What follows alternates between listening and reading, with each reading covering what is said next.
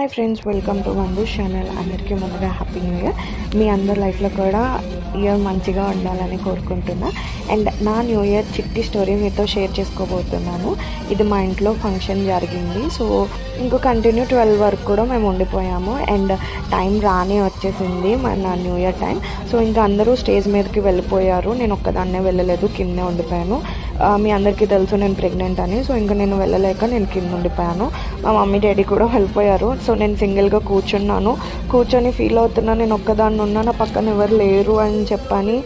And ఇంకా 12 అయిపోయింది. ఇంకా కరెక్ట్గా 12 o'clockకి నాకు బేబీ అయితే ఫుల్గా తిరిగి, మమ్మీ నేను నీకోసం ఉన్నాను అండ్ హ్యాపీ న్యూ ఇయర్ అని చెప్పి నాకు చెప్పాడు నా బేబీ. సో ఇదే అనుకుంటా మదర్ అండ్ కిడ్ బాండింగ్. మీకు కానీ నా చిట్టి స్టోరీ నచ్చితే మాత్రం please like, share and subscribe. Bye bye and live music.